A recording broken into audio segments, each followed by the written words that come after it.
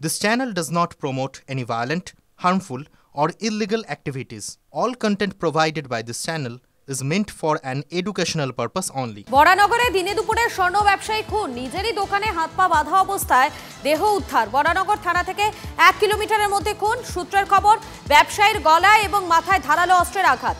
লুটের উদ্দেশ্যে খুন বলে অনুমান পুলিশের। লুটের উদ্দেশ্যে খুন প্রাথমিক তদন্তে নিশ্চিত করেছে পুলিশ।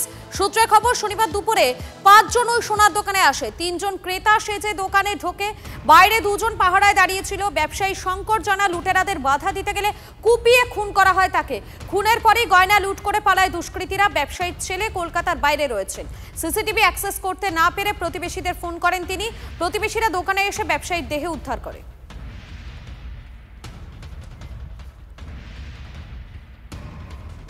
দরজা খুলে দেখলাম যে উনি পাটা বাঁধা অবস্থায় এবং রক্তাক্ত অবস্থায়, দেয়ালে রক্ত লেগে আছে।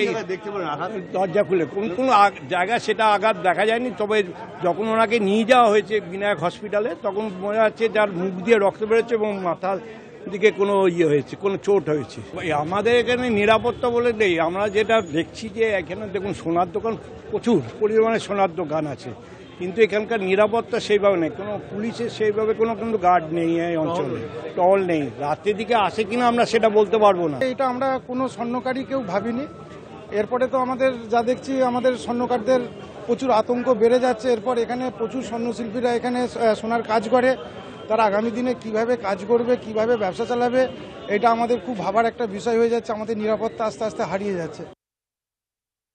উনি ওনাকে বিভিন্ন জিনিস দেখাতে শুরু করেন। সেই সময় আরো 2 জন ছেলে ঢুকে পড়ে এবং আচমকা ওনার উপর ঘুষি এবং লাত মারতে শুরু করে দেয় এবং ওনাকে ওরা বেঁধে দেয়। তারপরে এখান থেকে যে সোনাগুলো ছিল ওরা লুট করে নেয়। লুট করে ওরা পালিয়ে যায়।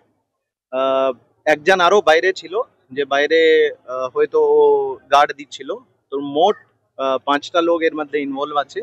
আমরা সিসিটিভির কিছু পেয়েছি এবং আমাদের টিম তদন্ত করছে। ডিডির টিম ওর পিছনে আছে।